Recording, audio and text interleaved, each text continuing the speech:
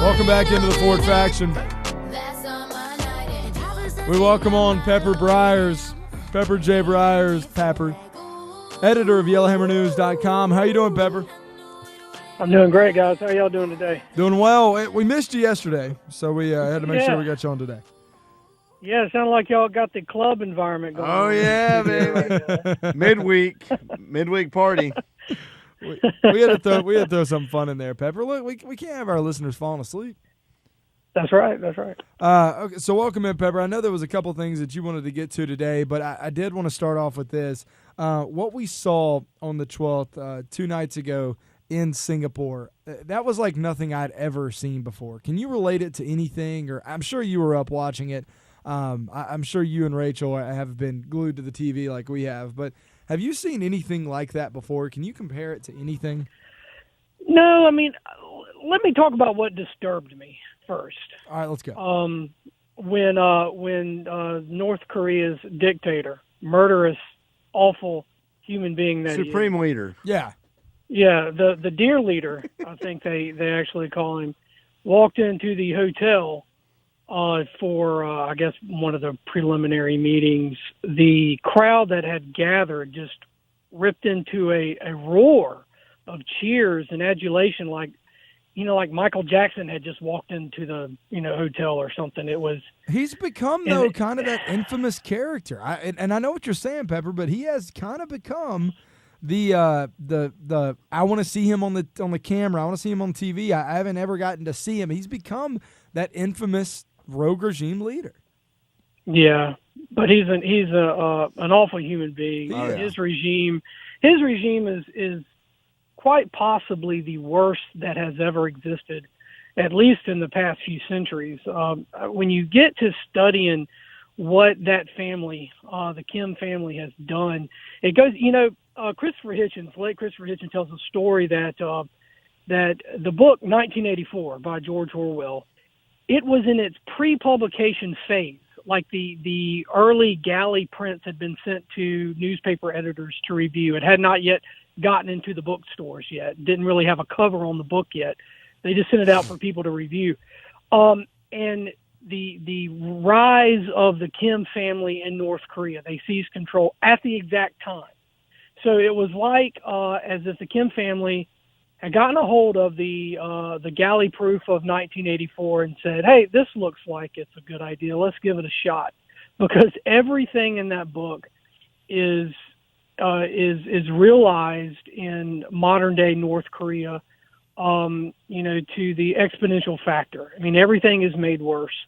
It's one of the worst places in the world. And hey, if the president can do anything to wrest nuclear power away from such an insane regime, more power to him. I wish him the best, but I am extremely skeptical of any promises that regime makes. They've made all of the promises they've made to President Trump. They've made them in the past. The only thing that different here is President Trump, and I hope that makes the difference, because if we can get some nuclear power out of their hands, great.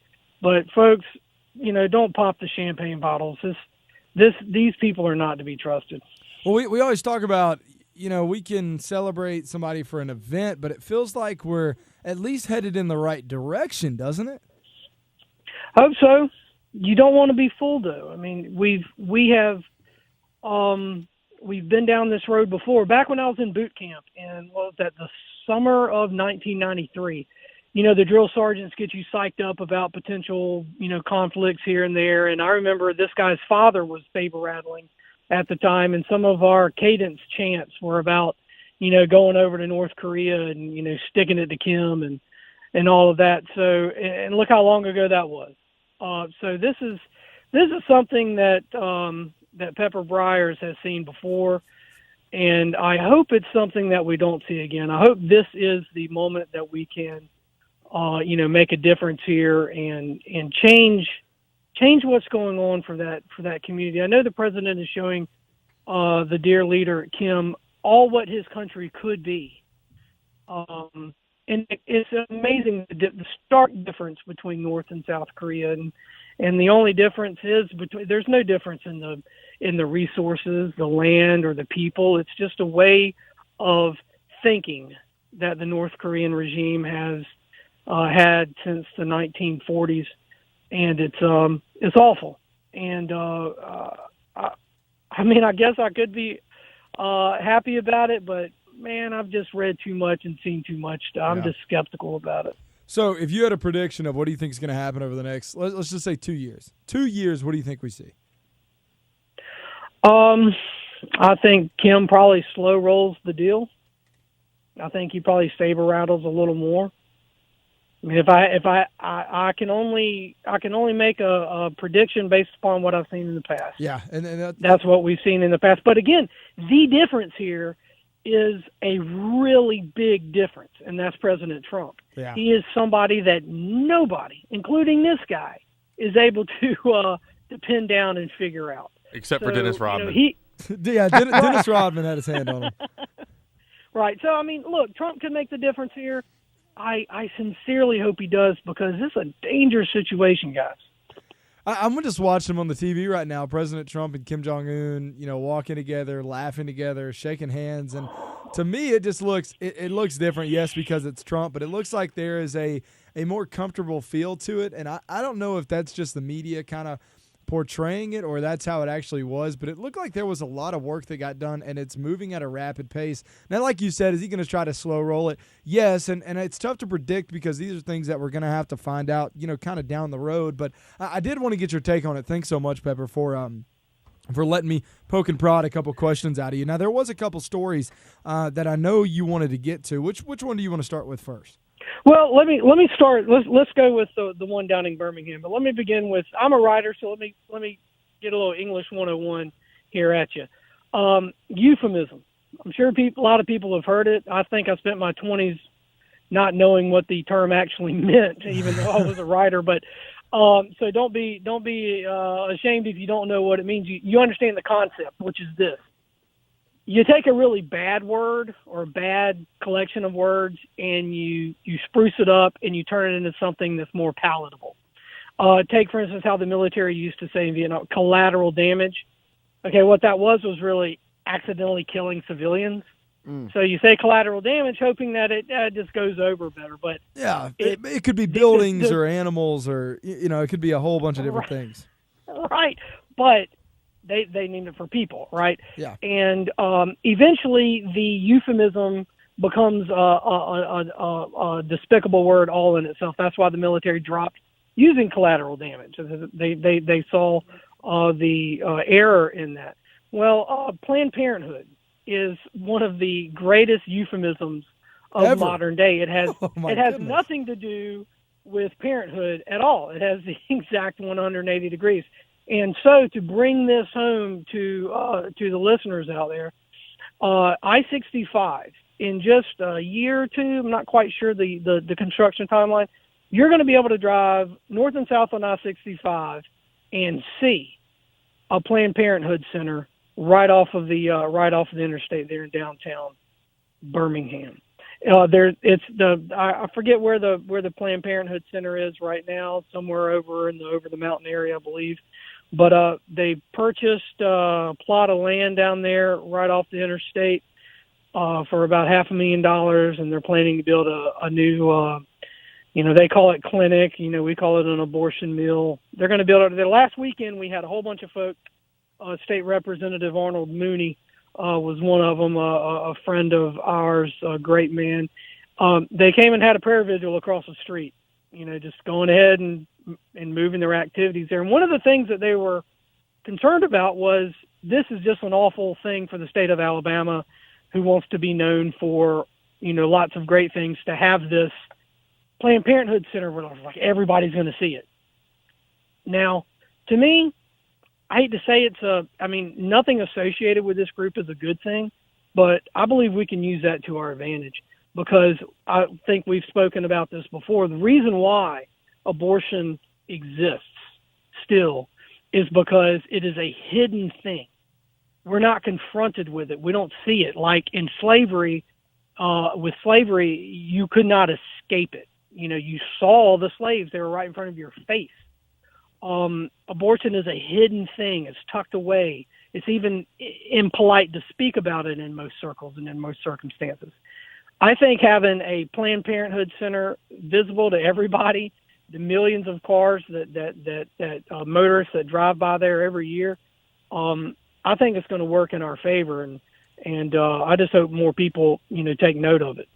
So where did this protest start? Yeah, I see here there's going to be a pro-life group, or several of them that are going to gather to protest the planned abortion clinic that is going to be visible from I-65. Where did this start from? I mean, did they get together? How did they find out about this? Well, the purchase was made public several weeks ago, and the event that I'm referencing actually already happened. It happened Saturday. So, and it's just, the pro-life activists and advocates in the state, they're loosely but strongly, I guess, connected group of people. We all know about it, and they just come up and say, hey, let's gather there for a prayer vigil. And you have all sorts of groups, come there, that from the evangelical wing to the Catholics to, there's even, libertarians and atheists who are pro-life that come down there for that sort of thing. So I would say this is going to be a something that you continue to see in the future. They'll probably do it again. They'll probably do it again when they start breaking ground on the facility. I mean, I would, if I was a wealthy man, what I would do is I'd buy the property, the vacant property across the street or next door nearby, and put a big sign for everybody to see with one of those digital counters and say, go to church, the devil will get you. No, that one's back. Yeah, but I would have something there that said, number of unborn children murdered right here, and just start having it tick, and having it count. So kind of like what McDonald's did. Billions of billions of hamburgers sold, very similar to that. I mean, in just a few short years, you're going to be up in the thousands, and that would have been murdered right there, right under everybody's eyes. And there's a part of you that is revolted by that and wants to protest them and say, go have this somewhere else. Me, I say they picked a great spot. Let's let everybody see who they are and remind them of what they're doing every day. Pepper, let's come back right after the break. This is the Ford Faction. Pepper Bryars joining us. We'll be right back live from the callcast.com Heating and Air Studios, Alabama license number 11120. Welcome back into the Ford Faction. Pepper Bryars joining us this segment again. Pepper, welcome into the conversation. How you doing? Hey, man, your Alan Jackson's more my style. I don't know what y'all were playing earlier. But, y'all are doing right now. All right, here we go. Yeah. You don't like Havana by Camila Cabello? She blew up. Whatever. So another article. Zach, don't get your feelings hurt, buddy. You're good. Another article that you wrote this week. Talking about conservatives and a double standard. So I don't want to do this any injustice by you not being able to explain this. So tell me what this meant. Okay, everybody hates a double standard, and conservatives, I mean, y'all know what I'm talking about. The liberals get away with saying and doing everything, and sometimes not only get away with it, that's kind of what they're encouraged to do. The way they act, the way they say things, all the comedians, and if a conservative or even somebody who like nominally supports maybe something a conservative does, or maybe just has a friend who's a conservative, they say anything that runs up, against us, and they're held to a different standard. They lose their job, they're either run out of something, they're either just yelled at, and the reflexive attitude is to say, you're holding me to a double standard. And I get that. That kind of happened with that whole Roseanne Barr thing that went on last week. And I understand kind of the anger about it, but it got me thinking, is there really a double standard? Because I don't think so. I wrote in my piece there other day at Yellowhammer News that it's a different standard, and we're the ones who created it. And we hold ourselves to a higher standard of language, a higher standard of behavior, for a variety of reasons. And we can get aggravated and annoyed when those standards are in a way weaponized against us by people who have, let's say, I don't want to call them lower standards, but may have alternative standards. So we get annoyed by that, but I mean, we just gotta come to terms with it. Like, those are either our standards or they're not. And it doesn't matter who points them out to us, whether it's one of our own, from our own side or our own movement or our own family or the enemy. So I just think we just need to stop and just not have that reflexive attitude. And when we fall and don't meet our own standards, I think we need to say, okay, thanks for reminding us that we have different standards than you. We're going to try to do better next time. But I don't think it's just the Republican Party who has a double standard. I think it leaks into almost everywhere else. We've seen, I don't know, over the past, 2 years, ever since Trump's been in office, that the Democratic Party, if they had somebody who was as outspoken about Trump, they would absolutely, be ankle stomach deep into the Trump pool. I think the double standard, it's a lot more than just the Republican Party, right? Well, I mean, it's larger than the Republican Party and more deeper. I mean, one of the things is our own faith, right? Christianity. We're called not to just a different standard. We're called to a radically different standard. We're not, to a standard that the world does not share to the degree of we're not even supposed to speak meanly about people. So, we have a different standard. We're gonna oops. But we're gonna, and there you go. We all fall short of it, right? And we know we will. But that does not mean that we jettison the standard, does it? When we fail to live the life that we know a good Christian should live, do we say, well, hey, I gave it a shot, but I just can't do it. I'm gonna have to become, whatever, something else. No, we try to do better. We ask for forgiveness, and we try to repent, and we try to do better. That's what we're called to do. So, yeah, the Democrats or unbelievers or believers in it, they have their own standards, and they're going to act however, according to their own conscience. We're not supposed to, as Paul said, we're not supposed to conform ourselves to the standards of the world. If that's the correct quote from Scripture, we're supposed to be different, and so let them act how they're going to act. Don't adopt their playbook. We know how it ends. Stick to ours, and that's the way we have to be. And again, I understand it. Sometimes it sucks because you kind of lose in the moment. When it's weaponized against you. Yeah. But man, this is a long game, and we're going to win if we stick to our standards. Pepper Bryars joining us on the Ford Faction. Pepper, thank you so much for coming on and taking some time out of the day to come talk to us. Glad we got to catch up with you. Thanks, brother. All right, Pepper. We'll talk to you soon, okay? Thanks. All right. Pepper Bryars joining us on the Ford Faction.